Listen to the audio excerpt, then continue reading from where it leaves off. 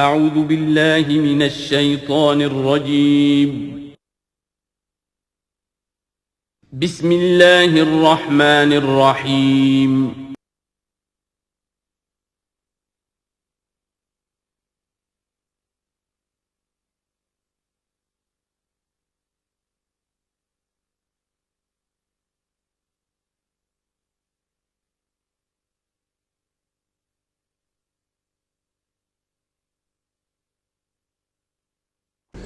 اعوذ باللہ من الشیطان الرجیم بسم اللہ الرحمن الرحیم وما قدر اللہ حق قدرہ اذ قالوا ما انزل اللہ علی بشر من شیء قل من انزل الکتاب الذی جاء بہ موسیٰ نورا وہدی للناس تجعلونہ قراطیس تبدونها وتخفون کثیرا وعلمتم ما لم تعلموا انتم ولا آباؤکم قل اللہ ثم ذرهم في خوضهم يلعبون وهذا كتاب أنزلناه مبارك مصدق الذي بين يديه ولتنذر القرى ومن حولها والذين يؤمنون بالآخرة يؤمنون به وهم على صلاتهم يحافظون صدق الله العظيم۔ اب اس سورہ مبارکہ میں اس رد و قدح کا ذکر ہو رہا ہے کہ جو یہودیوں کے سکھلانے پڑھانے سے مکے کے کچھ لوگ حضور سے کر رہے تھے۔ اب تک جو گفتگو ہوئی ہے وہ خالص ان کی طرف سے تھی اور انہی کے ساتھ سارا مکالمہ تھا اور محاجہ تھا، لیکن جیسا کہ میں عرض کر چکا ہوں یہ صورتیں جو ہیں سورہ انعام اور سورہ اعراف یہ مکی دور کے آخری زمانے کی ہیں، اور ظاہر ہے کہ اس وقت تک چرچا پہنچ چکا تھا مدینہ منورہ میں بھی حضور کی رسالت اور نبوت کے دعوے کا، اور کان کھڑے ہو چکے تھے اہل کتاب کے یہود کے، تو وہیں سے بیٹھے ہوئے انہوں نے ریشہ دوانیاں کرنی شروع کر دی تھی۔ اور جیسے کہ ہم پڑھ چکے ہیں کہ جب زدم زدہ میں کوئی آ جائے تو وہ یہاں تک کہہ بیٹھتے تھے کہ ان مسلمانوں سے تو یہ مشرک بہتر ہیں جو بتوں کو پوجتے ہیں وغیرہ وغیرہ۔ اسی طرح کی ایک بات وہ ہے جو یہاں کہی جا رہی ہے، وما قدر اللہ حق قدرہ، اور انہوں نے ہرگز قدر نہ کی اللہ کی جیسا کہ قدر کرنی چاہیے تھی۔ اس قالو، جبکہ انہوں نے کہا ما انزل اللہ علی بشر من شیء، جبکہ انہوں نے کہا کہ نہیں اتاری ہے اللہ نے کسی بھی انسان پر کوئی بھی چیز، کیٹیگوریکل ڈینائل۔ چونکہ یہ لوگ جو تھے مکے والے یہ کتابوں سے واقف نہیں تھے، تو یہود نے سب سے پہلے جو ان سے کہا وہ یہ ہے کہ یہ سب خیال ہے، وہم ہے، اللہ نے کبھی کوئی چیز اتاری ہی نہیں کسی پر۔ اب چونکہ یہ سوال آیا تھا ان کی طرف سے، لہذا جواب میں مشرکین مکہ سے خطاب نہیں کیا ہے، بلکہ براہ راست جن کی طرف سے یہ بات آئی تھی ان سے خطاب ہے۔ قل من انزل الکتاب الذی جاء بہ موسیٰ،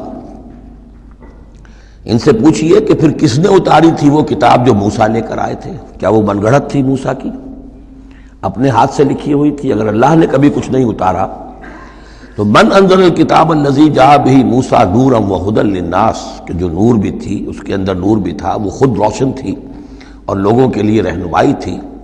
تجعلونہ قراطیسا، تم نے اسے ورق ورق کر دیا ہے، ٹکڑوں میں بانٹ دیا ہے، حصوں میں تقسیم کر دیا ہے۔ تبدونہا وتخفون کثیرا، کچھ کو ظاہر بھی کرتے ہو لیکن اکثر کو چھپا کر رکھتے ہو۔ یہودیوں نے کتاب کو جس طرح چھپایا ہے اور اپنے من مانی فتویٰ فروشی کے لیے تو انہوں نے یہ شکل اختیار کی تھی کہ عام لوگوں کے ہاتھ میں یہ کتاب نہیں آنی چاہیے، بڑی محفوظ رہنی چاہیے وہ، اور یہ کہ عام لوگوں کی دسترس میں نہ ہو۔ وَعُلِّمْتُمْ مَا لَمْ تَعْلَمُوا أَنْتُمْ وَلَا آبَاؤُكُمْ، اور تمہیں سکھائی گئی تھی وہ سب باتیں جو نہ تم جانتے تھے تمہارے آباء و اجداد جانتے تھے۔ قُلِ اللَّهُ، کہیے یہ سب اللہ نے نازل کیا، تورات بھی اللہ نے نازل فرمائی تھی، انجیل بھی اللہ نے نازل فرمائی تھی، اب یہ قرآن بھی اللہ نے نازل فرمایا ہے۔ ثُمَّ ذَرْهُمْ فِي خَوْضِهِمْ يَلْعَبُونَ، پھر یہ بات کہنے کے بعد اے نبی صلی اللہ علیہ وسلم ان کو چھوڑ دیجئے اور ان سے کنارہ کشی کر لیجئے، وہ اپنی باتوں میں خرافات کے اندر کھیلتے رہیں۔ وَهَذَا كِتَابٌ أَنزَلْنَاهُ مُبَارَكٌ، اور اب یہ کتاب ہے جسے ہم نے نازل کیا ہے بڑی بابرکت ہے، مصدق الذی بین یدیہ، جو تصدیق کرتے ہوئے آئی ہے اس کی جو اس کے سامنے موجود ہے۔ وَلِتُنذِرَ القرى ومن حولها، تاکہ اے نبی صلی اللہ علیہ وسلم آپ خبردار کر دیں القرى اور اس کے آس پاس کے لوگوں کو۔ قرا قریے کی جمع ہے، قرا بستیوں کی ماں، بستیوں کی جڑ، بستیوں کی بنیاد۔ ہر ملک کے اندر ایک شہر ایسا ہوتا ہے کہ جو گویا کہ اس کے لیے مرکز کی حیثیت رکھتا ہے، دارالخلافہ کہیں، دارالحکومت کہیں۔ تو اگرچہ عرب میں کوئی حکومت نہیں تھی، مرکزی حکومت، لیکن یہ کہ عرب میں، جزیرہ نما عرب میں مکہ مکرمہ کو ام القریٰ کی حیثیت حاصل تھی۔ یہی ایک شہر ایسا تھا کہ جہاں ایک تو یہ کہ کعبہ تھا، تمام قبیلے جو ہیں وہ یہاں حج کے لیے آتے تھے، ان کا مذہبی مرکز تھا۔ پھر یہ کہ جو قریش کو خاص طور پر ایسٹ ویسٹ ٹریڈ کے اندر جو خاص مونوپلی حاصل ہو گئی تھی، اور وہ بھی اسی کعبے کی برکت کی وجہ سے، اس کی وجہ سے پیسے کی ریل پیل بھی تھی، قافلے آتے تھے جاتے تھے، یہیں سے ہو کر جو یمن سے قافلے چلتے تھے مکے سے ہو کر شام کو جاتے تھے، شام سے آتے تھے مکے سے ہو کر پھر یمن کو جاتے تھے۔ یہ ام القریٰ ہے۔ تو اے نبی، ہم نے آپ کے پاس اب یہ کتاب نازل کی ہے جو مبارک ہے، تاکہ آپ ام القریٰ میں جو رہنے والے انہیں خبردار کریں، اور من حولہا، اور جو ان کے ارد گرد ہیں۔ اب یہ من حولہا کا معاملہ یہ ہے کہ اس کا تو دائرہ بڑھتا چلا جائے گا، اس لیے کہ ایک ماحول امیڈیٹ ہے، ایک ذرا اور فاصلے پر ہے، ایک اور فاصلے پر ہے۔ اور ویسے یہ ہے کہ دنیا کا نقشہ اگر ہم دیکھیں کہ جو بھی پرانے بر اعظم تین تھے، ایشیا، یورپ اور افریقہ، باقی یہ کہ امریکہ بھی بہت دیر کے بعد جا کر جو دریافت ہوا ہے، آسٹریلیا اور انٹارکٹیکا جو ہے، تو یہ اصل میں ناف معلوم ہوتی ہے ان تین بر اعظموں کی۔ تینوں بر اعظم جہاں پر جڑ رہے ہوتے ہیں، تقریباً یہ علاقہ ہے جسے ہم مڈل ایسٹ کہتے ہیں۔ یہ مڈل ایسٹ تو اس کے لیے مس نومر ہے، صحیح لفظ نہیں ہے، لیکن یہ ضرور ہے کہ یہ نقطہ اتصال ہے جہاں یورپ مل رہا ہے، ایشیا مل رہا ہے، افریقہ مل رہا ہے، اور اس جنکشن پر یہ جزیرہ نما عرب واقع ہے۔ لہٰذا یہ اس اعتبار سے پوری دنیا کے لیے بھی ایک مرکز کی حیثیت رکھتا ہے۔ تو من حولہا میں پھیلتے چلے جائیں گے تو پورا قرۂ ارضی بھی آ جائے گا۔ والذین یؤمنون بالآخرۃ یؤمنون بہ، اور وہ لوگ جو آخرت پر ایمان رکھتے ہیں، یعنی یہ کہ ان لوگوں میں سے بھی، مشرکین میں سے بھی، ایک تو وہ جو سرے سے منکر ہیں باس بعد الموت کے، لیکن جن کے ذہن میں کچھ بھی تصور ہے کہ نہیں ہے، اب یہ اٹھنا ہے، جواب دہی ہے، تو پھر یہ ہے کہ وہ اس پر ایمان لے آئیں گے۔ وہم علی صلاتہم یحافظون، اور وہ اپنی نمازوں کی حفاظت کرنے والے ہیں۔ اس میں اشارہ ہو رہا ہے کہ لوگ ایمان لے آئے ہیں، آخر مکے ہی میں سے تھے نا تمام صحابہ کرام مہاجرین۔ ومن اظلم ممن افترى علی اللہ کذبا، اس سے بڑھ کر ظالم کون ہوگا جس نے اللہ پر کوئی بات گھڑ کر منسوب کر دی، نمبر ایک۔ اور نمبر دو، او قال اوحی الی ولم یوحى الی شیء، اسی طرح اس شخص سے بڑھ کر ظالم کون ہوگا جو یہ کہے کہ مجھ پر وحی کی گئی ہے جبکہ اس پر کوئی وحی نہ کی گئی ہو۔ یعنی یہ دونوں باتیں برابر کے گناہ ہیں شناعت کے اعتبار سے۔ اللہ کی طرف کوئی شے منسوب کر دینا یا یہ کہنا کہ مجھ پر کوئی شے وحی کی گئی ہے، یہ دونوں باتیں برابر کی ہیں۔ تو ذرا سوچو کہ جو محمد صلی اللہ علیہ وسلم تمہارے سامنے موجود ہیں، کیا ان کی سیرت و کردار کی کوئی مناسبت ہے؟ ان کی زندگی کے اندر کوئی اور پہلو تم دیکھتے ہو ایسا کہ جو اتنے بڑے بڑے گناہوں کے ارتکاب کی بھی ان سے توقع رکھتے ہو؟ وَمَنْ قَالَ سَأُنزِلُ مِثْلَ مَا أَنزَلَ اللَّهُ، ایک اور تیسری بات ہے، جو یہ کہے کہ میں بھی اتار سکتا ہوں جیسا کہ اللہ نے اتارا ہے، حالانکہ اس کا جیسا کہ قرآن مجید میں بار بار چیلنج آیا ہے، لیکن یہ کہ اس کا مقابلہ کسی نے نہیں کیا، پھر بھی یہ کہ زبان میں یہ الفاظ کہہ دینے کی حد تک کسی نے بکواس کر دی ہوگی۔ وَلَوْ تَرَىٰ إِذِ الظَّالِمُونَ فِي غَمَرَاتِ الْمَوْتِ، اور کاش کہ تم دیکھ سکتے جبکہ یہ ظالم موت کی سختیوں میں ہوں گے، نزع کے عالم میں ہوں گے۔ وَالْمَلَائِكَةُ بَاسِطُو أَيْدِيهِمْ، اور فرشتے اپنے ہاتھ آگے بڑھا رہے ہوں گے۔ أَخْرِجُوا أَنفُسَكُمْ، نکالو اپنی جانیں۔ الْيَوْمَ تُجْزَوْنَ عَذَابَ الْهُونِ بِمَا كُنْتُمْ تَقُولُونَ عَلَى اللَّهِ غَيْرَ الْحَقِّ، آج تمہیں نہایت اہانت آمیز سزا دی جائے گی، عذاب دیا جائے گا بسبب اس کے جو تم کہتے رہے تھے اللہ کی طرف منسوب کر کے ناحق باتیں۔ وَكُنْتُمْ عَنْ آيَاتِهِ تَسْتَكْبِرُونَ، اور تم اللہ تعالیٰ کی آیات سے استکبار کر کے اعراض کرتے رہے تھے۔ وَلَقَدْ جِئْتُمُونَا فُرَادَىٰ، اور پھر قیامت کے دن کہا جائے گا آ گئے ہو ہمارے پاس اکیلے اکیلے، کوئی تمہارے ساتھ لاؤ لشکر نہیں، کوئی تمہارے ساتھ ساز و سامان نہیں، تمہارے وہ خدم و حشم نہیں، کوئی تمہارے حمایتی نہیں، کوئی جماعت و جمعیت نہیں، کیونکہ یہ بات آگے بھی کہی گئی ہے سورہ مریم میں، وَكُلُّهُمْ آتِيهِ يَوْمَ الْقِيَامَةِ فَرْدًا، قیامت کے دن ہر شخص کا جو محاسبہ انفرادی حیثیت میں ہوگا، اور ظاہر بات ہے اکیلا آدمی کھڑا ہوگا، نہ اس کے رشتہ دار ہیں، نہ ماں باپ ہیں، نہ اولاد ہیں، نہ بیوی ہے، نہ بیوی کے ساتھ اس کا شوہر ہے، اور نہ ساز و سامان ہے، خدم و حشم ہے، کچھ بھی نہیں۔ لقد جئتمونا فرادا کما خلقناکم اول مرہ، جیسے کہ ہم نے تمہیں پیدا کیا تھا پہلی مرتبہ۔ اب یہ نوٹ کیجئے، خلقناکم اول مرہ، اس کا مطلب ہے تخلیق دو مرتبہ ہوئی ہے۔ ایک تخلیق عالم ارواح میں ہوئی تھی، اس وقت بھی سب اکیلے اکیلے کھڑے تھے، نہ کوئی کسی کا باپ تھا، نہ کوئی کسی کی ماں تھی، ارواح کے مابین کوئی رشتہ داری نہیں تھی۔ یہ رشتہ داریاں تو پھر عالم خلق میں ہوئی ہیں آ کر، کہ ایک باپ اور ماں کا معاملہ ہے، پھر اولاد کا معاملہ ہے، پھر دادا اور پوتے کا معاملہ ہے۔ یہ ارواح کے مابین کوئی اس طرح کی رشتہ داری نہیں تھی۔ تو جیسے کہ ہم نے تمہیں پیدا کیا تھا پہلی مرتبہ، کہ تمام انسان وہاں موجود تھے، فرق صرف یہ ہے کہ قیامت کے دن جب ہم کھڑے ہوں گے تو ہمیں ایک جسم بھی اور دیا جائے گا، لیکن جس وقت ہم تھے اللہ تعالیٰ کے پاس اس وقت عالم ارواح میں، اور جب ہم سے عہد لیا گیا تھا الست بربکم قالوا بلی، تو مجرد ارواح تھی، اس وقت کوئی جسم نہیں تھا۔ لیکن یہ کہ وہ جو اس کے اندر مشابہت ہے، کہ جیسے اس وقت بھی حضرت آدم سے لے کر ان کی نسل کے آخری انسان تک جو دنیا میں ہوگا قیامت تک، وہ سب کے سب ان کی ارواح موجود تھیں، اسی طریقے سے قیامت کے دن بھی یہ سب کے سب کھڑے ہوں گے۔ وَتَرَكْتُمْ مَا خَوَّلْنَاكُمْ، اور تم چھوڑ آئے ہو اپنے پیچھے جن چیزوں میں کہ ہم نے تمہیں لپیٹ دیا تھا۔ یہ اصل میں کیا ہے؟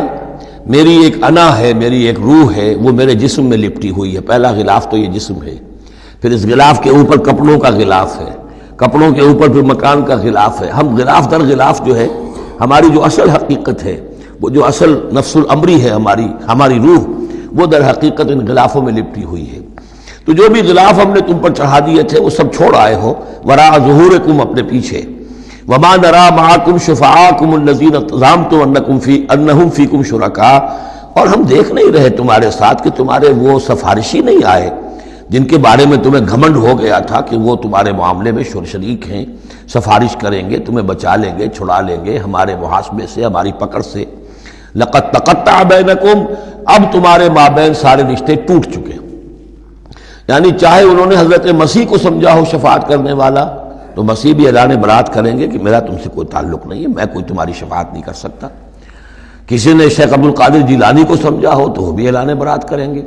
باقی موہوم جو ہے لات عزا منات، وہ کس بلا کا نام ہے یہ تو ہم جانتے ہی نہیں، لیکن جن کو اولیاء اللہ کو، انبیاء کو یا ملائکہ کو اگر سمجھا گیا تھا تو وہ بھی قد تقطع بینہم، وہ سارے رشتے جو ہیں وہ کٹ جائیں گے۔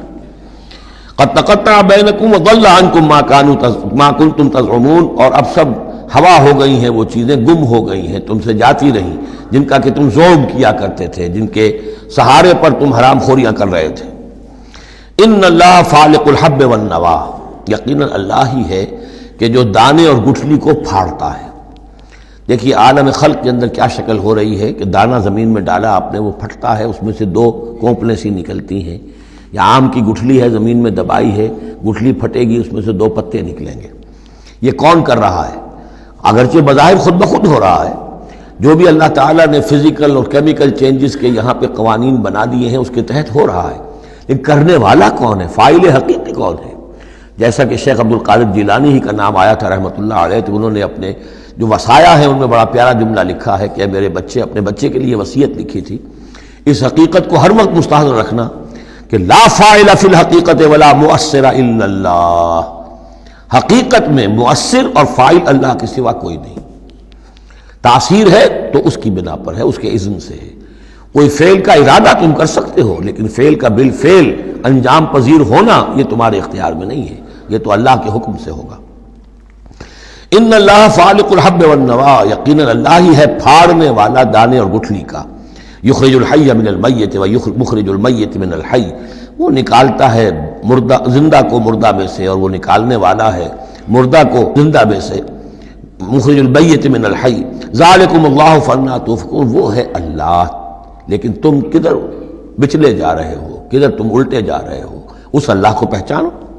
فالق الاصباح، اب یہ فلق دوسرا بھی ہے، وہ ہے صبح کا پھاڑنے والا، رات کی سیاہی کا پردہ چاک کر کے سپیدہ سحر کو نمودار کرنے والا۔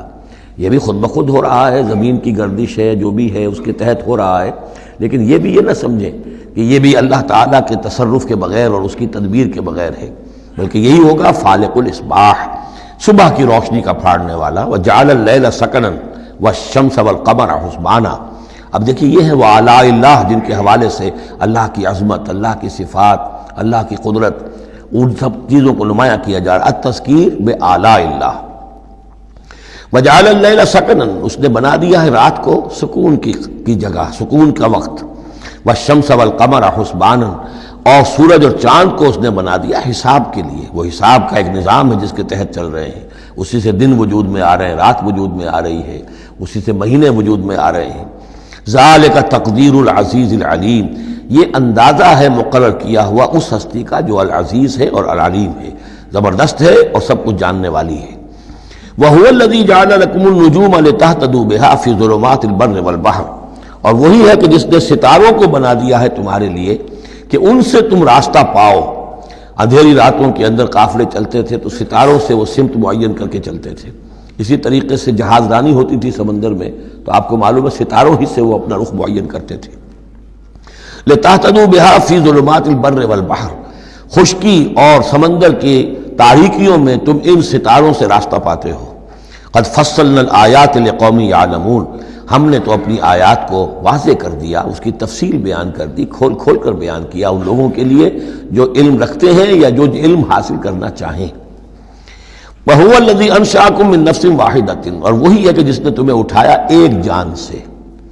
یہ سب جو ہے ظاہر بات ہے کہ ایک جان سے بنا ہے، جو بھی پوری کی پوری یہ جو نسل انسانی بنی ہے وہ ایک جان سے بنی ہے۔ اس میں یہ بھی ہو سکتا ہے کہ مراد حضرت آدم علیہ السلام ہو، اور یہ بھی ہو سکتا ہے اگر کوئی حقیقت ہے ایولیوشن تھیوری میں تو اس کو آپ ٹریس کریں اور امیبا تک لے جائیں، وہ بھی ایک جان ہے۔ اس جان سے ہی پھر مختلف ارتقائی مراحل طے کرتے ہوئے، اس میں پہلے کوئی سیکس نہیں تھا، پھر ہوتے ہوتے سیکس ظاہر ہوا، تو اسی سے خلق منہا زوجہا والی بات جو ہے، اور اس پر ڈاکٹر رفیع الدین مرحوم نے قرآن اور علم جدید جو ان کی کتاب ہے اس میں بہت عمدہ تحقیق ان کی ہے، اور مولانا امین اصغر اصلاحی صاحب نے بھی اس کی تصویر کی ہے۔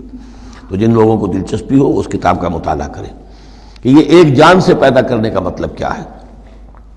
فَمُسْتَقَرٌّ وَمُسْتَوْدَعٌ، اس نے بنایا تمہیں ایک جان سے، لیکن پھر یہ کہ تمہارے لیے ایک تو مستقل ٹھکانہ ہے اور ایک ہے کچھ دیر کے لیے امانت کے طور پر رکھے جانے کی جگہ۔ اب یہ مستقر کیا ہے، مستودع کیا ہے، اس میں تین قول ہیں مفسرین کے۔ پہلا قول تو یہ ہے کہ مستقر تو ہے دنیا، یہاں ہم آئے ہیں، لیکن مستودع کیا تھا، تھوڑی دیر کے لیے جو میں رہا ہوں اپنی والدہ محترمہ کے بطن میں رہا ہوں، تو وہ رحم مادر جو ہے وہ مستودع تھا، کچھ دیر کے لیے وہاں امانتاً انسان رہتا ہے اور پھر وہ دنیا میں آتا ہے، وہ مستقر ہے۔ دوسری رائے یہ ہے کہ مستقر تو آخرت ہے اور قبر ہے مستودع، قبر میں رکھا جاتا ہے انسان کو، اور یہ گویا کہ عالم برزخ جو ہے یہ عارضی ودیت کرنے کی جگہ ہے، عارضی طور پر امانتاً رکھنے کی جگہ ہے، پھر جانا ہے مستقر جو ہے وہ آخرت ہے۔ تیسری رائے یہ ہے کہ مستقر آخرت ہے اور مستودع دنیا ہے، دنیا میں جو وقت ہم گزار رہے ہیں یہ آخرت کے مقابلے میں بہت ہی عارضی ہے، اس حوالے سے اسے بھی کہا جا سکتا ہے کہ یہ بہت ہی عارضی سی امانت کی جگہ ہے۔ قد فصلنا الآیات لقوم یفقہون، ہم نے تو اپنی آیات کو واضح کر دیا ہے اور تفصیل بیان کر دی ہے ان لوگوں کے لیے جو تفقہ سے کام لیں، غور کریں، سوچیں سمجھیں۔ وَهُوَ الَّذِي أَنزَلَ مِنَ السَّمَاءِ مَاءً، اور وہی ہے کہ جس نے اتارا ہے آسمان سے یا بلندی سے پانی۔ فَأَخْرَجْنَا بِهِ نَبَاتَ كُلِّ شَيْءٍ، پھر ہم نے نکال دیا اس کے ذریعے سے ہر شے کی نباتات، اگنے والی ہر شے جو ہے نباتات زمین سے نکالی۔ فَأَخْرَجْنَا مِنْهُ، تو ہم نے اس کے ذریعے نکالے اس میں سے خضراً، سرسبز کھیتی، نخرج منہ حبا متراکبا، جس میں سے ہم نکالتے ہیں کہ جو دانے ہیں ایک دوسرے کے اوپر چڑھے ہوئے ہیں۔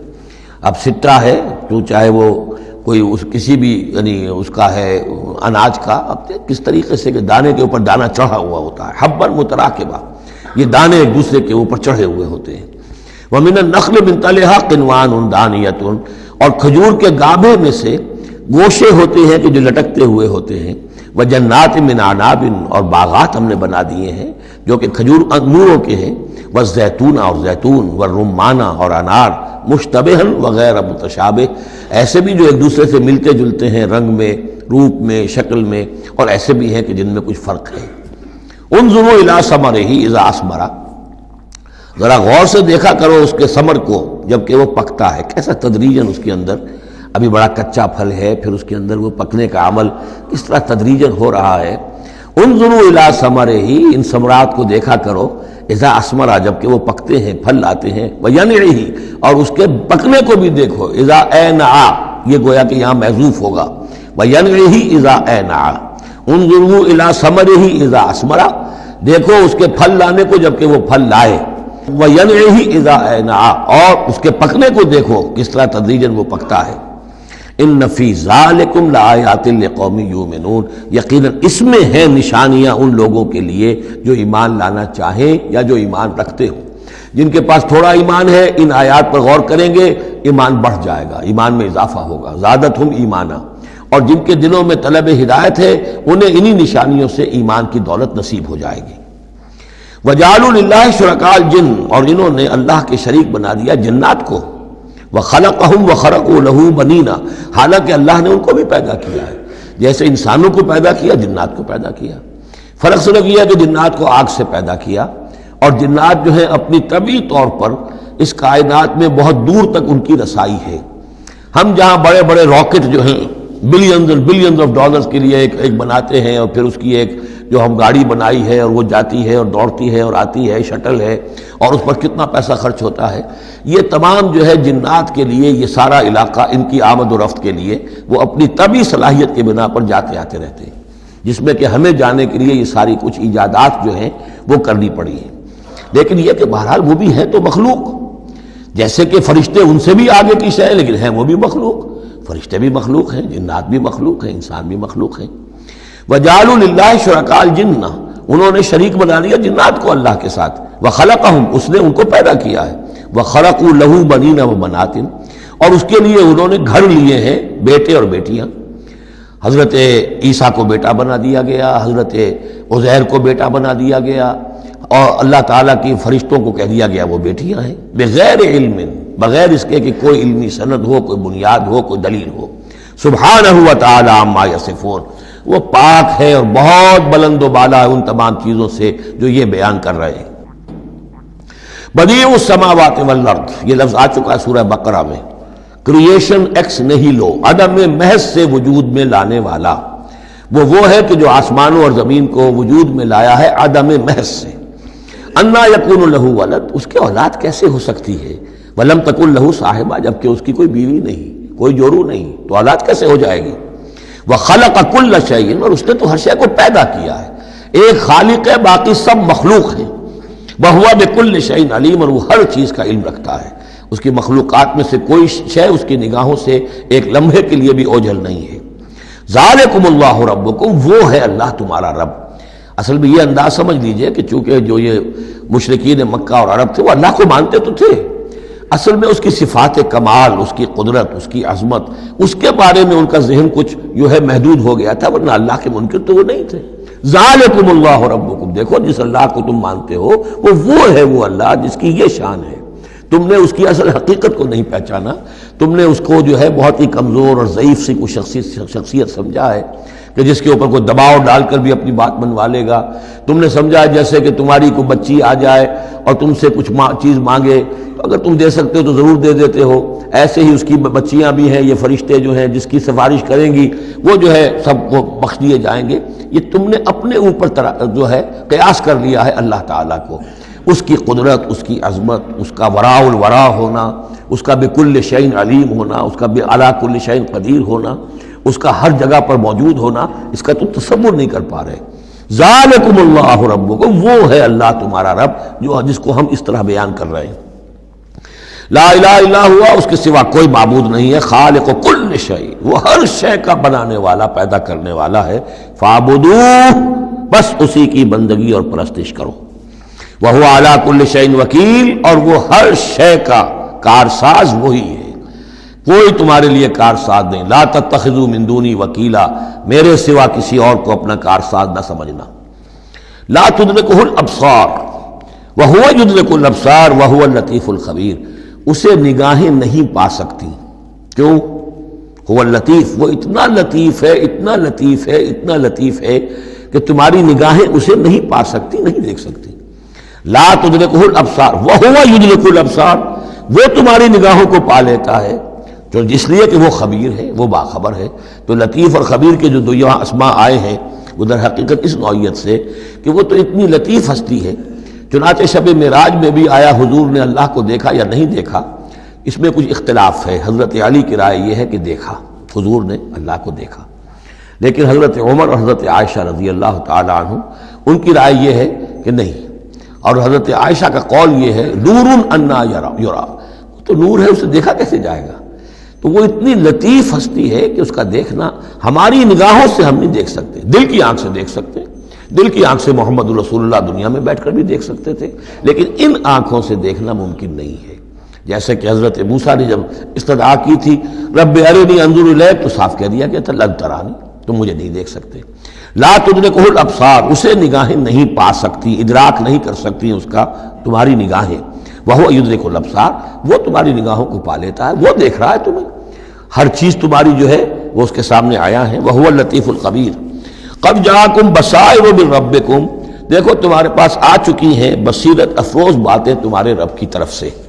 فمن ابصر فلنفسہ، تو جو کوئی دیکھے گا، آنکھیں کھولے گا، حقائق کا مواجہہ کرے گا، حقیقت کو تسلیم کرے گا، تو وہ اپنے بھلے کے لیے، فلنفسہ۔ ومن عمی فعلیہا، اور جو کوئی اندھا بن جائے گا، آنکھیں بند کر لے گا، حقیقت کو نہیں دیکھنا چاہے گا کسی تعصب کی وجہ سے، ہردرمی کی وجہ سے، ضد کی وجہ سے، تو اس کا سارا وبال اس پر آئے گا۔ وما انا علیکم بحفیظ، اور بہرحال میں تمہارا کوئی نگران نہیں ہوں، میں تمہارے اوپر کوئی ٹھیکیدار نہیں ہوں، میں تمہاری طرف سے جواب دہ نہیں ہوں۔ وَكَذَلِكَ نُصَرِّفُ الْآيَاتِ، اور اسی طرح ہم اپنی آیات کو گردش میں لاتے ہیں، وَلِيَقُولُوا دَرَسْتَ، تاکہ یہ پکار اٹھے کہ اے نبی صلی اللہ علیہ وسلم آپ نے سمجھانے کا حق ادا کر دیا۔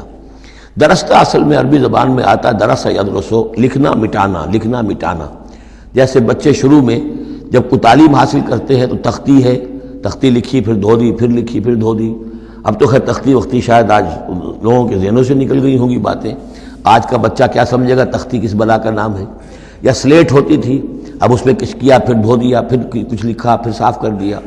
تو یہ ہے کہ کسی کو پڑھانے کے لیے تدریجاً بار بار درستہ، اے نبی آپ نے خوب بار بار ہر طرح سے، ہر اعتبار سے، ایک پھول کا مضمون ہے تو 100 رنگ سے باندھوں، آپ نے بات سمجھا دی۔ وَلِنُبَيِّنَهُ لِقَوْمٍ يَعْلَمُونَ، تاکہ واضح کر دیں ہم اس کو ہر طرح سے ان لوگوں کے لیے جو علم حاصل کرنا چاہیں یا جو علم رکھتے ہیں۔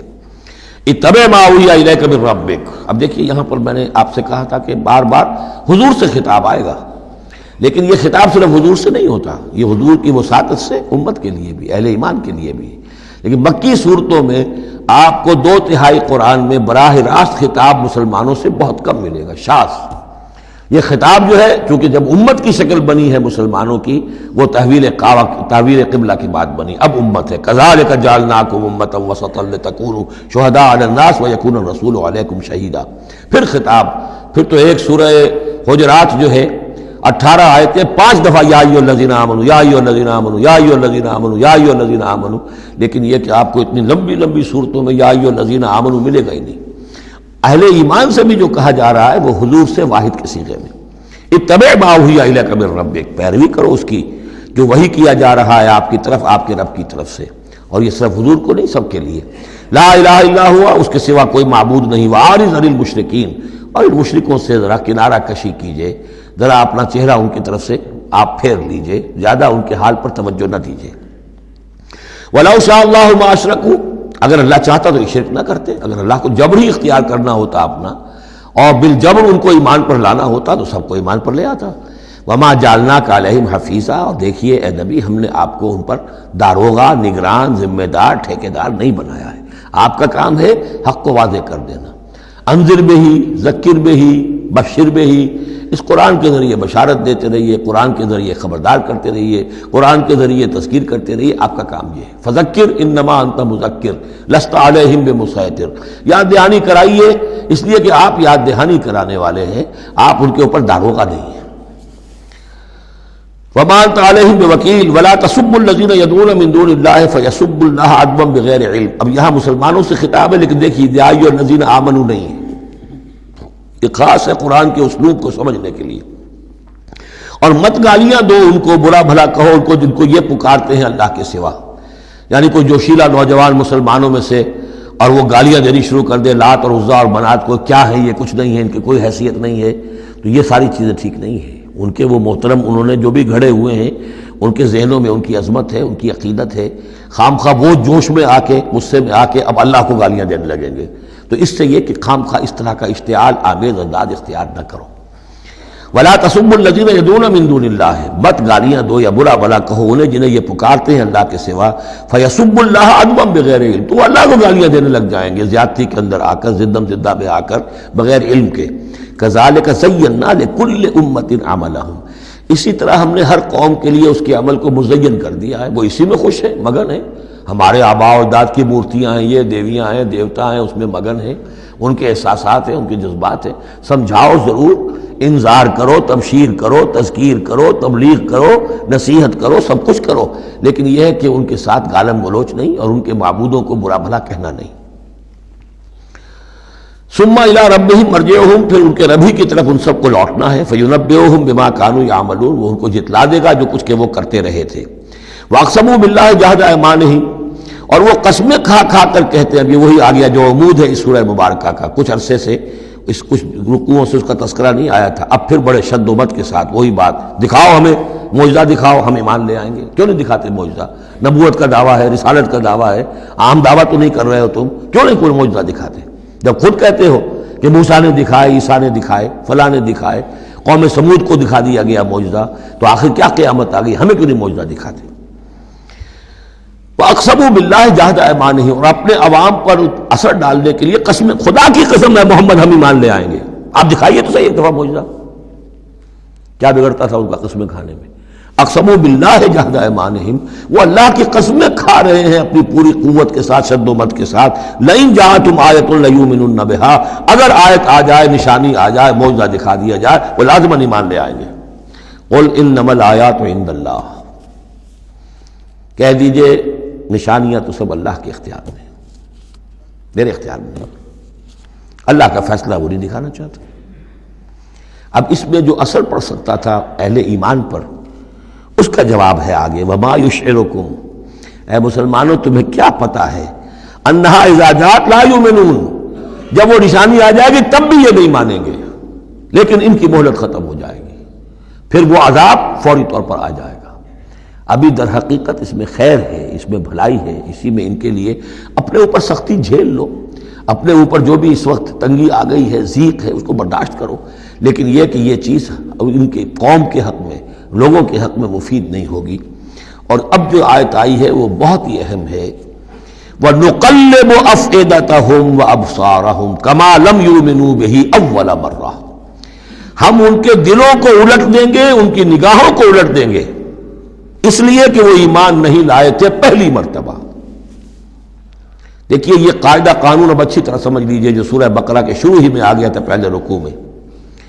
انسان کا معاملہ یہ ہے کہ اللہ تعالیٰ نے اسے جو صلاحیتیں دی ہیں، اگر وہ اس کو استعمال کرے گا تو اس صلاحیت میں اضافہ ہوتا ہے۔ آپ علم جو ہے لوگوں کو سکھائیں گے، آپ کے علم میں اضافہ ہوگا۔ آپ آنکھ کا استعمال کریں گے، آنکھ کی بصارت برقرار رہے گی۔ پٹی باندھ دیجئے آنکھ پر، 2-4 مہینے تک پٹی بندھی رہے، بصارت زائل ہو جائے گی۔ اس جوڑ کا کام ہے کہ یہ چلے، حرکت کرے، اس کے اوپر آپ پلاسٹر لگا دیجئے، کئی مہینے لگا رہے، اس کی حرکت ختم ہو جائے گی، لاک ہو جائے گی۔ جو صلاحیت اللہ نے دی ہے اس کا استعمال نہیں ہوگا تو وہ ہوتے ہوتے وہ صلاحیت پھر زائل ہو جاتی ہے، ضائع ہو جاتی ہے، سلب ہو جاتی ہے۔ ایک باطنی صلاحیت ہے حق کو پہچاننے کی، میرے اندر وہ صلاحیت ہے، مجھ پہ حق منکشف ہوا اور میرے دل نے گواہی دی حق ہے، میں نے اس کو دیکھنے سے انکار کر دیا، نہیں مانوں گا میں، ضد کی وجہ سے، تعصب کی وجہ سے، ہٹ درمی کی وجہ سے۔ اب اس کے بعد دوبارہ پھر کہیں وہ حق کی ایک چنگاری سی روشن ہوئی، اب اس کا اثر آپ پر کم ہوگا، اس کے اثرات جو ہیں وہ کم ہوں گے، ہوتے ہوتے وہ شکل ہو جائے گی کہ اب سرے سے وہ حق کے پہچاننے کی صلاحیت ہی ختم ہو جائے گی۔ اس کو کہا ہے ختم اللہ علی قلوبہم وعلی سمعہم وعلی ابصارہم غشاوہ، اللہ نے مہر کر دی ہے ان کے دلوں پر اور ان کی سماعت پر اور ان کی آنکھوں کے آگے پردے ڈال دیے، اس لیے کہ اب مہر ہو گئی، جس کو انگریزی میں ہم کہتے ہیں پوائنٹ آف نو ریٹرن۔ اب اس انتہا کو پہنچ چکے ہو تم کہ یہاں سے واپسی کا کوئی امکان نہیں۔ ہر معاملے میں کوئی ایک وقت ہوتا ہے کہ ابھی آپ واپس جا سکتے ہیں، کوئی پسپائی کوئی اختیار کر سکتے ہیں، کوئی واپس جا سکتے ہیں، کوئی شرافت کے ساتھ کہیں جو ہے وہ آپ ریٹریکٹ کر سکتے ہیں اپنے سٹیپس کو، ایک حد کے بعد پھر ممکن نہیں ہوتا۔ اسی کو یہاں کہا ہے کہ چونکہ جب پہلی مرتبہ حق ان پر منکشف ہو گیا، اللہ نے حجت قائم کر دی، حق منکشف ہو گیا، پہچان لیا ان کے دل نے، ان کی روح نے کہ بصیرت باطنی نے کہ یہ حق ہے، تو فوراً مان لیتے تو خیریت تھی۔ چونکہ انہوں نے نہیں مانا تو اب تو ہم ان کے دلوں کو الٹ دیں گے، 100 معجزے بھی دیکھ لیں گے تو یہ ایمان نہیں لائیں گے۔ وَنُقَلِّبُ أَفْئِدَتَهُمْ وَأَبْصَارَهُمْ، ہم الٹ دیں گے ان کے دلوں کو بھی، ان کی نگاہوں کو بھی، كَمَا لَمْ يُؤْمِنُوا بِهِ أَوَّلَ مَرَّةٍ، جیسے کہ وہ ایمان نہیں لائے تھے پہلی مرتبہ۔ وَنَذَرُهُمْ فِي طُغْيَانِهِمْ يَعْمَهُونَ، ان کو چھوڑ دیں گے اپنی سرکشی کے اندر بڑھتے چلے جائیں۔ یہی وہ لفظ آ گیا جو شروع میں سورہ بقرہ کے آ چکا ہے، باطنی اندھاپا جو ہے، ایک ہے عین میم یہ آنکھوں کا اندھا ہو جانا، ایک ہے عین میم ہے دل کا اندھا ہو جانا۔ ہم چھوڑ دیں گے یہ باطنی جو ان کی ذہنی، نفسیاتی اور اخلاقی جو ان کی گمراہیاں ہیں اور جو اندھیارے ہیں ان میں بھٹکتے ہوئے چھوڑ دیں گے۔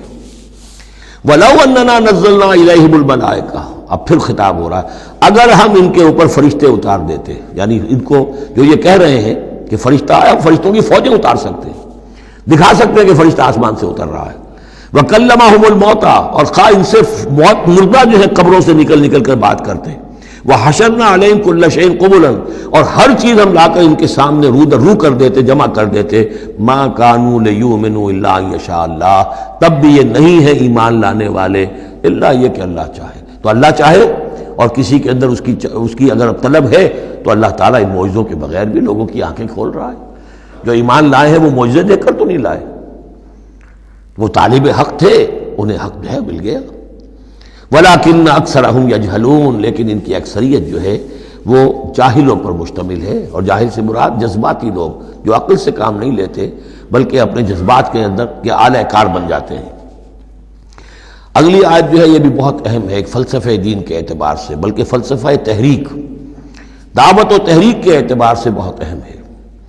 وَكَذَلِكَ جَعَلْنَا لِكُلِّ نَبِيٍّ عَدُوًّا شَيَاطِينَ الْإِنسِ وَالْجِنِّ، اور اسی طرح ہم نے ہر نبی کے دشمن بنا دیے انسانوں اور جنوں میں سے شیطان، ہم نے بنا دیے۔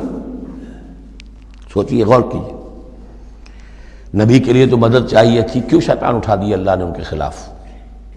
اس کا فلسفہ بیان ہو رہا ہے۔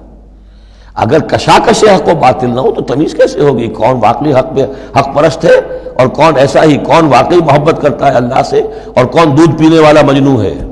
وہ نام کا ہی صرف محبت کر رہا اور ایمان کیسے پتہ چلتا؟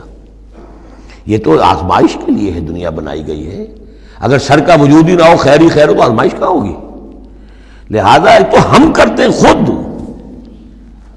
تندی باد مخالف سے نہ گھبرائے عقاب، یہ تو چلتی ہے تجھے اونچا اڑانے کے لیے، یہ تو تمہارے لیے چیلنج ہے، اہل ایمان کے لیے چیلنج ہے۔ ان کے مرتبے اونچے ہوتے ہیں، جو جتنا سفر کر رہا ہے، جو جتنی استقامت دکھا رہا ہے، جو جتنا اثار کر رہا ہے، اتنے ہی تو اس کے رتبے بلند ہوں گے، ورنہ کیسے حفظ مراتب ہوگا؟ کیسے معلوم گا ہوز ہو، کس کا کیا مقام ہے؟ وَكَذَلِكَ جَعَلْنَا لِكُلِّ نَبِيٍّ، ہم نے خود اٹھائے، ہم نے بنائے ہر نبی کے لیے دشمن شیاطین الانس والجن، شیاطین جن و انس، یوحی بعضهم الی بعض زخرف القول غرورا، وہ ایک دوسرے کو اشاروں کنایوں میں وحی سے وہ ایسی باتیں، ملمہ کی ہوئی باتیں، فریب والی باتیں جو ہے وہ کرتے رہتے ہیں، ایک دوسرے کو گمراہ اور کرنے کے لیے، ایک دوسرے کے لیے اور سپورٹ کرنے کے لیے۔ وہ جو جن ہے شیطان، وہ آ کر اس انسان شیطان کے کان میں پھونک مارتا ہے، ابھی ذرا تم اور صبر کرو، ابھی اور دیکھو کہیں تم پھسل نہ جانا، دیکھنا کہیں تم حق کو قبول نہ کر لینا۔ تو یہ ان کا آپس میں جو ہے گٹھ جوڑ، اس لیے کہ ہم نے خود ان کو یہ چھوٹ دی ہے۔ وَكَذَلِكَ جَعَلْنَا لِكُلِّ نَبِيٍّ عَدُوًّا شَيَاطِينَ الْإِنسِ وَالْجِنِّ يُوحِي بَعْضُهُمْ إِلَىٰ بَعْضٍ زُخْرُفَ الْقَوْلِ غُرُورًا وَلَوْ شَاءَ رَبُّكَ مَا فَعَلُوهُ، اور اگر آپ کا رب چاہتا تو وہ یہ نہ کر سکتے۔ ظاہر بات ہے کہ یہ کائنات میں کوئی پتا بھی اللہ کے اذن کے بغیر ہل نہیں سکتا۔ ابو جہل کی کیا مجال تھی کہ حضرت سمیہ کو شہید کر دیتا؟ ہے کون وہ؟ لیکن یہ تو اللہ کی طرف سے اجازت ہے، اس کا ہاتھ شل ہو جاتا، وہ ہاتھ جو اٹھا ہے برچا لے کر ان کی شرمگاہ میں مارنے کے لیے، تو کیا وہ ہاتھ وہیں کا وہیں شل نہ ہو جاتا اللہ کے حکم سے؟ لیکن نہیں، اذن رب ہے، ٹھیک ہے، ہماری اس بندی کو آزما لو جتنا آزمانا ہے، لیکن جتنا تم آزما رہے ہو تمہیں کیا اندازہ ہوگا اس کے رتبے جو ہے ہمارے ہاں کتنے بلند سے بلند تر ہوتے چلے جا رہے ہیں، تم کیا جانو؟ یا لیت قومی یعلمون بما غفر لی ربی وجعلنی من المکرمین، کاش میری قوم کو معلوم ہو جائے، میری بیوی رو رہی ہوگی، میرے بچے رو رہے ہوں گے کہ ہمارا باپ جو ہے وہ شہید کر دیا گیا، کاش وہ جان سکتے کہ مجھے میرے رب نے کیا میرا اعزاز فرمایا ہے، میں یہاں کس عیش و آرام میں ہوں۔ ان کے رونے کا کیا سوال، وہ خوشیاں مناتے ہیں۔ تو یہ صورتحال ہے۔ وَلَوْ شَاءَ رَبُّكَ مَا فَعَلُوهُ فَذَرْهُمْ وَمَا يَفْتَرُونَ، تو چھوڑیے آپ ان کو، جو یہ افترا کر رہے ہیں کرنے دیجئے، یہ ہماری سنت ہے، ہمارا طریقہ ہے، ہمارا فلسفہ یہی ہے۔ وَلِتَصْغَىٰ إِلَيْهِ أَفْئِدَةُ الَّذِينَ لَا يُؤْمِنُونَ بِالْآخِرَةِ وَلِيَرْضَوْهُ وَلِيَقْتَرِفُوا مَا هُمْ مُقْتَرِفُونَ، تاکہ مائل ہو جائیں ان کی طرف ان لوگوں کے دل جو آخرت پر ایمان نہیں رکھتے۔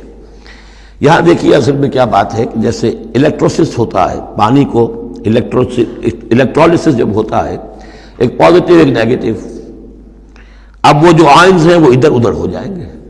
تو اللہ تعالیٰ نے حق و باطل کی کشاکش رکھی ہے، اس کشاکش کا نتیجہ کیا ہے؟ آئونائزیشن ہو جائے گی، حق اور باطل کا جو ہے، حق والے ادھر کو جمع ہو جائیں گے، باطل والے ادھر جمع ہو جائیں گے۔ اور اس کے لیے جو ہے یہ اس معاشرے کے اندر، انسانی معاشرے کے اندر یہ تقسیم، یہ تمییز، جیسے کہ ہم سورہ آل عمران میں پڑھ چکے ہیں، حتیٰ یمیز الخبیث من الطیب، یہ خبیث اور طیب جو ہے گڑبڑ ہوئے ہوئے ہیں، یہ آزمائشیں آتی ہیں، تکلیفیں آتی ہیں، امتحانات آتے ہیں، تو خبیث علیحدہ اور طیب علیحدہ، منافق علیحدہ، صاحب ایمان علیحدہ۔ تو فرمایا لِتَصْغَىٰ إِلَيْهِ أَفْئِدَةُ الَّذِينَ لَا يُؤْمِنُونَ بِالْآخِرَةِ، تاکہ اس کی طرف ان شیاطین جن و انس کی جو باتیں ہیں پھیلائی ہوئی، ان کی طرف متوجہ ہو جائیں، مائل ہو جائیں ان لوگوں کے دل جو آخرت پر ایمان نہیں رکھتے، وَلِيَرْضَوْهُ، اور تاکہ وہ اس کو پسند بھی کریں، اور پھر وہ جو بھی اپنے برے اعمال کا جو انبار جمع کرنا چاہتے ہیں جمع کر لیں، وَلِيَقْتَرِفُوا مَا هُمْ مُقْتَرِفُونَ أَفَغَيْرَ اللَّهِ أَبْتَغِي حَكَمًا، پھر وہی سوال اسی طرح میں نے کہا تھا، سرچنگ کویسچن، کیا تم چاہتے ہو میں اللہ کے سوا کسی کو حکم بناؤں اپنا؟ اب پس منظر میں وہ ہے کہ اللہ کو مانتے تھے، تم کیا چاہتے ہو؟ جسے تم مانتے ہو میں نے تو اس کو اپنا رب بنایا بس، باقی جو تم نے گھر لیے ہیں اس کے لیے کوئی سند ہو تو پیش کر لو، تو میں کسی اور کو ماننے کو تیار نہیں۔ ایک جگہ آیا ہے قُلْ إِنْ كَانَ لِلرَّحْمَٰنِ وَلَدٌ فَأَنَا أَوَّلُ الْعَابِدِينَ، اگر اللہ کا کوئی بیٹا ہوتا سب سے پہلے میں پوچھتا اس کو، جب میں اللہ کو پوچھتا ہوں، اس کی پرستش کرتا ہوں، تو اللہ کے بیٹا ہوتا تو میں کیوں نہ پوچھتا اس کو؟ نہیں اللہ کا بیٹا۔ یہ ہے در حقیقت قرآن مجید کا انداز سمجھانے کا، بڑا فطری، اس میں منطق کم اور جذبات سے اپیل ہے، درون بینی انٹراسپیکشن کی طرف دعوت ہے۔ اپنے دل میں جھانکو، ذرا غور کرو، اپنے گریبان میں منہ ڈالو، سوچو، غور کرو، تمہیں خود یہ حقیقتیں جو ہے نظر آ جائیں گی۔ افغیر اللہ ابتغی حکما، تو کیا میں اللہ کے سوا کسی اور کو اپنا منصف اور حکم بنا لوں؟ وَهُوَ الَّذِي أَنزَلَ إِلَيْكُمُ الْكِتَابَ مُفَصَّلًا، جبکہ وہ تو وہ ہے کہ جس نے تمہاری طرف ایک بڑی مفصل کتاب نازل کر دی ہے، کتنی واضح کتاب نازل کر دی ہے۔ وَالَّذِينَ آتَيْنَاهُمُ الْكِتَابَ يَعْلَمُونَ أَنَّهُ مُنَزَّلٌ مِّن رَّبِّكَ، اور جنہیں ہم نے کتاب دی تھی پہلے وہ جانتے ہیں، دلوں میں جانتے ہیں، زبان سے مانے یا نہ مانے، کہ یہ منزل ہے، یہ نازل کی گئی ہے من ربک، آپ کے رب کی طرف سے اے نبی، بالحق، حق کے ساتھ، فلا تکونن من الممترین، تو ہرگز نہ ہو جانا شک کرنے والوں میں۔ وتمت کلمۃ ربک صدقا وعدلا، اور آپ کے رب کی بات تو سچائی اور عدل پر مبنی ہونے کے اعتبار سے درجہ تمام و کمال کو پہنچ چکی ہے۔ تمت کلمۃ ربک، تیرے رب کی بات پوری ہو چکی، مکمل ہو چکی۔ الیوم اکملت لکم دینکم واتممت علیکم نعمتی وتمت کلمۃ ربک صدقا وعدلا، اس کی ہر بات صداقت پر اور ہر بات اس کی عدل پر مبنی ہے، اور اس اعتبار سے وہ نقطہ کمال کو پہنچ چکی ہے۔ لا مبدل لکلماتہ، اس کی باتوں کا کوئی بدلنے والا نہیں۔ وہو السمیع العلیم، وہ سب کچھ سننے والا اور جاننے والا ہے۔ وَإِن تُطِعْ أَكْثَرَ مَنْ فِي الْأَرْضِ يُضِلُّوكَ عَنْ سَبِيلِ اللَّهِ، اور اگر تم پیروی کرو گے زمین میں بسنے والوں کی اکثریت کی، تو وہ تو تمہیں اللہ کے راستے سے لازماً گمراہ کر دے گی۔ یہ بڑی اہم آیت ہے قرآن مجید کی جدید جمہوری نظام کی نفی کے لیے۔ جمہوریت ایک طرز حکومت ہے کہ جس میں بندوں کو گنا کرتے ہیں، تولا نہیں کرتے۔ قرآن کہہ رہا ہے زمین کی اکثریت جو ہے، اگر تو فیصلہ کن یہی بات ہے اکثریت کدھر اقلیت کدھر، تو اکثریت تو دنیا میں ہمیشہ باطل پرستوں کی رہی ہے۔ دور صحابہ میں صحابہ کتنے تھے؟ پوری دنیا کی آبادی کے حساب سے گنتی کیجئے، لاکھ میں ایک نہیں بنے گا۔ اس حوالے سے غور کریں۔ ان تطع اکثر من فی الارض یضلوک عن سبیل اللہ، اصل بات کیا ہے؟ ہاں ایک جگہ اکثریت آ سکتی ہے، موٹی موٹی باتیں جو دین کی ہیں وہ تو اس بنیاد پر مانی جائیں گی کہ اللہ اور اس کے رسول نے یہ فرمایا ہے، یہ لینڈ مارکس ہیں۔ اس کے اندر اندر مباحات کے درمیان فیصلہ اکثریت کی بنیاد پر کر لیا جائے۔ شراب حرام ہے وہ تو سرو نہیں کی جا سکتی۔ آپ کے ہاں کوئی دعوت ہونی ہے، کوئی تقریب ہے، اب اس میں سوچ رہے ہیں کہ کیا سرو کیا جائے، بھئی شراب تو حرام ہے، اللہ اور اس کے رسول کا حکم ہے، وہ تو سرو نہیں ہو سکتی۔ اب یہ کہ شربت جو ہے روح افزا سرو کیا جائے یا 7 اپ یا اسپرائٹ سرو کیا جائے، یہ مباحات میں سے یا اکثریت کا فیصلہ کر لیجئے، کوئی بات نہیں، جو اکثریت کی رائے ہو۔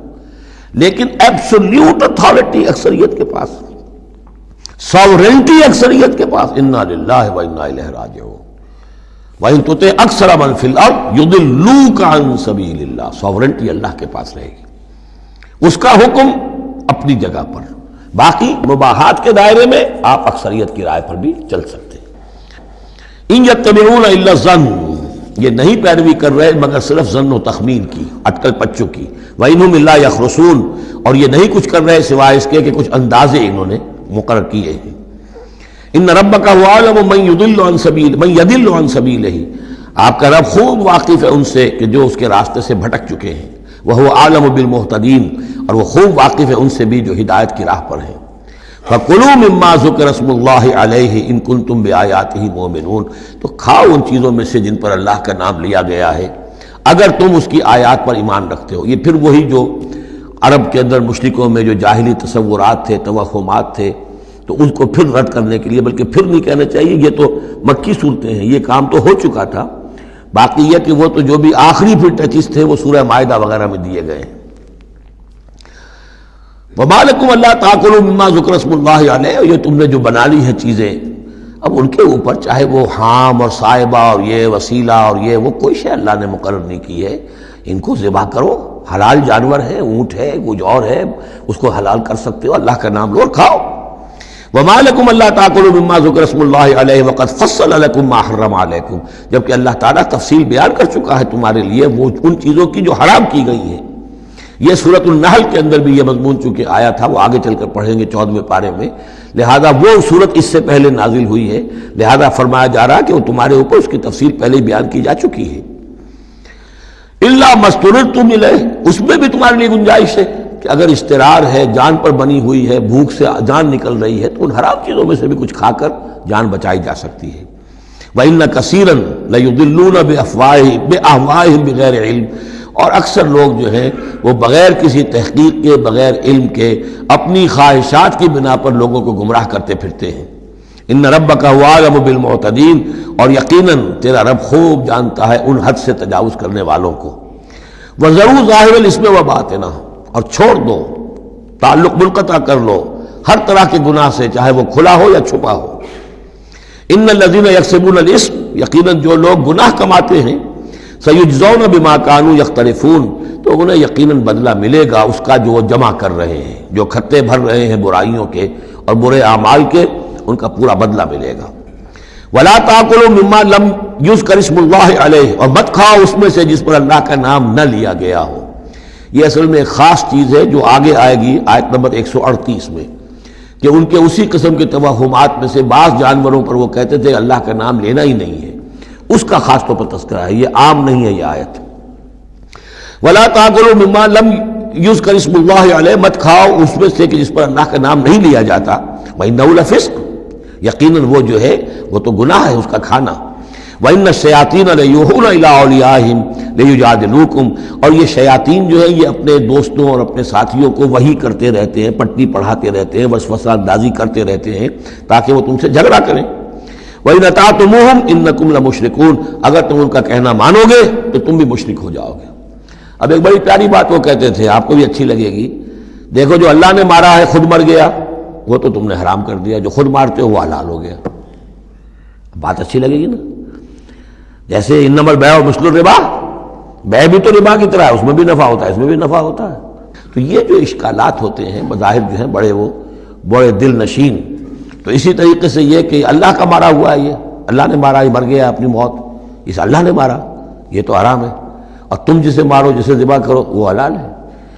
اب یہ بات جو ہے، لیکن یہ کہ تم یہ مجادلہ کریں گے تم سے، یہ ذلیل بازی کریں گے، یہ تمہارے سامنے جو ہے اس طرح کی حرکتیں کریں گے، لیکن تم چھوڑو انہیں، دفع کرو۔ اب امن کا نہ میتن فاحییناہ ہو، تو بنا جو کوئی تھا مردہ اور ہم نے اسے زندہ کر دیا۔ اس سے مراد ہے حیات معنوی اور موت معنوی۔ ایک شخص جو اللہ سے واقف نہیں ہے، صرف دنیا کا بندہ بنا ہوا ہے، تو وہ در حقیقت ایک انسانیت اس کی مردہ ہے، وہ حیوان کی حیثیت سے جو زندہ ہے، بحیثیت انسان وہ مردہ ہے۔ پھر اللہ نے اسے ہدایت دی، اس کو ایمان کی نعمت، اب وہ زندہ ہوا۔ اب امن کان میتن فاحییناہ وجعلنا لہ نورا، اور پھر ہم اس کو نور بنا دے دیتے ہیں۔ اب وہ اللہ کی کتاب اس کے سامنے ہے، یمشی بہ فی الناس، اب اس کو لے کر وہ چل رہا ہے لوگوں کے مابین۔ کمن مثلہ فی الظلمات، کیا وہ شخص ان کی طرح ہو جائے گا کہ جو اندھیروں میں بھٹک رہا ہو، لیس بخارج منہا، اور اس سے وہ نکلنے والا ہے ہی نہیں۔ کذالک زین للکافرین ما کانوا یعملون، اس طرح مزین کر دیا گیا، کھبا دیا گیا ان کافروں کے لیے جو کچھ کہ یہ کر رہے ہیں، یعنی اس میں ہی مگن ہے وہ۔ لیکن ایک وہ شخص تھا جس کو پہلے ہوش نہیں تھا، توجہ نہیں تھی، حضرت عمر ہے رضی اللہ تعالیٰ عنہ، 6 سال لگ گئے، حضرت حمزہ ہے 6 سال لگ گئے، 6 سال میں ایمان لا رہے ہیں۔ لیکن پھر یہ ہے کہ اللہ نے ہدایت دے دی، اس کے بعد یہ ہے کہ وہ نور قرآن مجید بھی موجود ہے، اب چل رہے ہیں، آگے بڑھ رہے ہیں، سر فروشیاں کر رہے ہیں۔ اب ایک وہ ہے جو بھٹکتے ہی رہے ساری عمر اور اسی اندھیاروں کے اندر ہی جانے دے گئے۔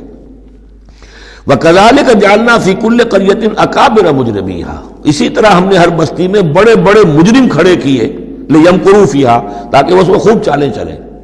وہی بات، شیاطین الانس والجن کو ہم نے اٹھایا، اسی طرح ہر بستی کے اندر جو سردار اور بڑے وہاں کے چودھری ہوتے ہیں، ہم ان کو چھوٹ دیتے ہیں کہ وہ کھڑے ہوں اور روکیں لوگوں کو، اور لوگوں کو ستائیں، اور لوگوں سے امتحان لیں، لوگوں کو آزمائش میں ڈالیں، چالیں چلیں، تاکہ جو صاحب جوہر ہیں ان کے جوہر کھلیں، ان کے اور نکھریں، ان کے اندر کی صلاحیتیں جو ہے وہ اور اجاگر ہوں۔ اکابر مجرمیہا لیمکروا فیہا، تاکہ خوب چالیں چلیں۔ وما یمکرون الا بانفسہم، حالانکہ وہ نہیں مکر کر رہے مگر اپنی جانوں پر، سارا وبال تو اپنے اوپر لے لیں گے بالآخر۔ بظاہر جو کچھ کر رہے ہیں وہ، لیکن یہ کہ اس کا جب نتیجہ ان کے سامنے آئے گا، جو سمیہ اور یاسر کے ساتھ کیا ہے ابو جہل نے رضی اللہ تعالیٰ عنہما، جب وہ حقیقت سامنے آئے گی تب آنکھ کھلے گی۔ جب آنکھ کھلی گل کی تو موسم تھا خزاں کا۔ الا بانفسہم وما یشعرون، لیکن انہیں اس کا شعور نہیں ہے۔ وَإِذَا جَاءَتْهُمْ آیَةٌ قَالُوا لَن نُؤْمِنَ حَتَّىٰ نُؤْتَىٰ مِثْلَ مَا أُوتِیَ رُسُلُ اللَّهِ، اور جب ان کے پاس کوئی نشانی آتی ہے، نشانی سے مراد قرآن کی آیت، قرآن کی دلیل، تشبیہ، تصریف آیات نئے انداز میں، فرمایا جب بھی ان کے پاس آیت آتی قالوا لن نؤمن، وہ کہتے ہیں ہم ہرگز ایمان نہیں لائیں گے، حتیٰ نؤتیٰ مثل ما اوتی رسول اللہ، جب تک کہ ہمیں بھی وہی چیز نہ دی جائے جو اللہ کے دوسرے رسولوں کو دی گئی تھی، ویسے ہی حصی معجزے۔ اللہ عالم حیث یجعل رسالتہ، اللہ تعالیٰ زیادہ واقف ہے اس سے کہ وہ اپنی رسالت کے لیے کیا جگہ، کیا محل، کیا مقام معین کرے۔ اللہ تعالیٰ نے اس وقت ان کے لیے یہی رکھا، وہ بھی اللہ کی حکمت کے تحت تھا، اور اب جب کہ نوع انسانی شعور کے اعتبار سے بلوغ کی عمر کو پہنچ چکی ہے، بچہ چھوٹا ہوتا ہے کھیلنے کے لیے کھلونے دیے جاتے ہیں، لیکن ذرا بڑا ہو جائے تو اسے کھلونے نہیں دیے جاتے، اب اسے حکمت سکھائی جاتی ہے، عقل سکھائی جاتی ہے، شعور سکھایا جاتا ہے، تمیز سکھائی جاتی ہے۔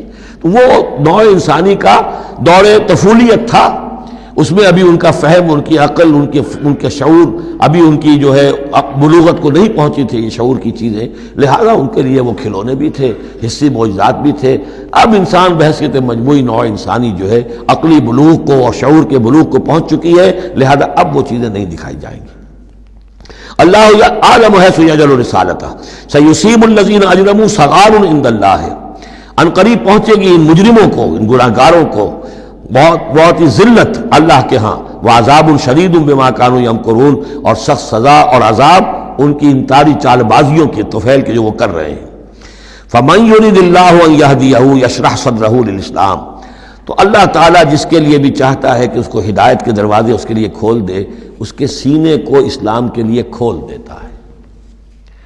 یہ ایک بڑی معنوی حقیقت ہے، اس پہ غور کیجئے گا۔ شرح صدر، الم نشرح لک صدرک، یہ جو حضور کے لیے خاص طور پر شرح صدر جو ہے اللہ تعالیٰ نے ایک بہت بڑے احسان کے طور پر بیان فرمایا، الم نشرح لک صدرک، اس شرح صدر کی ہر مسلمان کو دعا کرنی چاہیے۔ اللہم ربنا نور قلوبنا بالایمان واشرح صدورنا للاسلام، اے اللہ ہمارے دلوں کو تو نور ایمان سے منور فرما دے اور ہمارے سینوں کو اسلام کے لیے کھول دے۔ اس کے معنی کیا ہے؟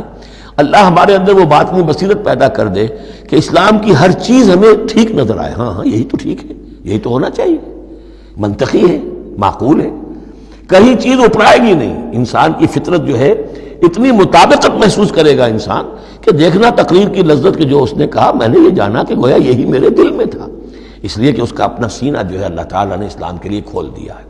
تو یہ شرح صدر جو ہے اللہ تعالیٰ کی طرف سے بہت بڑی نعمت ہوتی ہے۔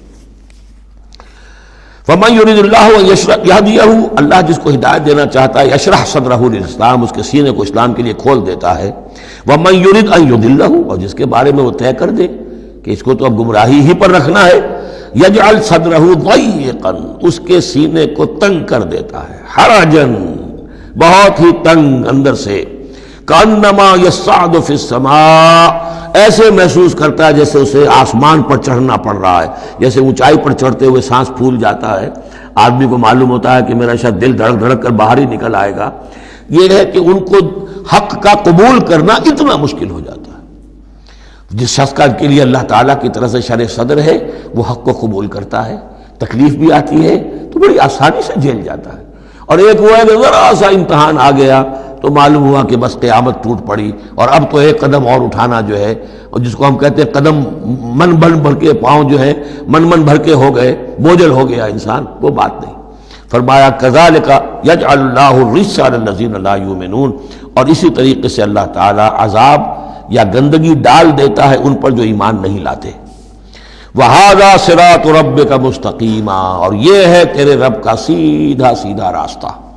قد فصلنا الآیات لقوم یذکرون، ہم نے اپنی آیات خوب تفصیل سے بیان کر دی ہیں ان لوگوں کے لیے جو تذکر اخذ کرنا چاہیں، نصیحت حاصل کرنا چاہیں، ہدایت حاصل کرنا چاہیں۔ لہم دار السلام عند ربہم، ان کے لیے سلامتی والا گھر ہے ان کے رب کے پاس، جنت کے لیے یہ دوسرا لفظ ہے دار السلام۔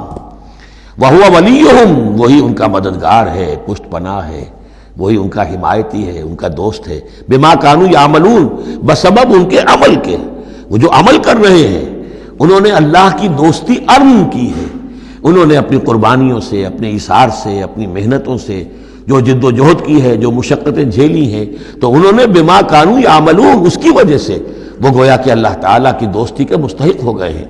وَهُوَ وَلِيُّهُم بِمَا كَانُوا يَعْمَلُونَ وَيَوْمَ يَحْشُرُهُم جَمِيعًا، اور جس دن کہ وہ جمع کرے گا ان کو سب کو، یا معاشر الجن، اللہ تعالیٰ فرمائے گا اے جنوں کی جماعت، قد استکثرتم من الانس، واقعتاً تم نے تو انسانوں میں سے بہتوں کو ہتھیا لیا۔ جو کہا تھا اس بڑے جن نے، عزازیل نے، کہ تو دیکھے گا وما تجد اکثرهم شاکرین، کہ ان کی اکثریت شکر کرنے والی نہیں ہو گئی، تو گویا کہ ایک طرح کا شاباش جو ہے اللہ تعالیٰ کی طرف سے ان کو دی جائے گی۔ یا معاشر الجن قد استکثرتم من الانس، تم نے تو بہت سے انسانوں کو ہتھیا لیا۔ وقال اولیاء من الانس، اور جو ان کے ساتھی تھے انسانوں میں سے ان کی غیرت ذرا جاگے گی کہ اللہ تعالیٰ نے یہ کیا کہہ دیا کہ ان جنات نے ہمیں جو ہے ہتھیا لیا اور شکار کر لیا۔ ربنا، وہ یہ کہیں گے ربنا استمتع بعضنا ببعض، پروردگار ہم میں سے بعض نے بعض سے فائدہ اٹھایا، ہم ان سے کام لیتے رہے، یہ ہم سے کام لیتے رہے، ہم نے ان کو موکل بنایا، ان کے ذریعے سے غیب کی خبریں، کہانت کی دکانیں چمکائیں۔ قال اولیاء من الانس ربنا استمتع بعضنا ببعض وبلغنا اجلنا الذي اجلت لنا، اور اب ہم اپنی اس مدت کو پہنچ چکے جو تو نے ہمارے لیے مقرر کر دی تھی۔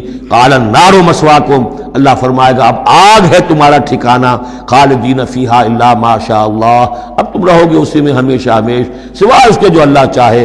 ان ربک حکیم علیم، یقیناً تیرا رب حکیم اور علیم ہے۔ وکذالک نولی بعض الظالمین بعضا بما کانوا یکسبون، اور اسی طرح ہم ساتھی بنا دیتے ہیں اور ملا دیتے ہیں بعض ظالموں کو بعض ظالموں کے ساتھ ان کے کرتوتوں کی وجہ سے، ان کی کبائی کی وجہ سے۔ بارک اللہ لی ولکم فی القرآن العظیم ونفعنی وإیاکم بالآیات والذکر الحکیم۔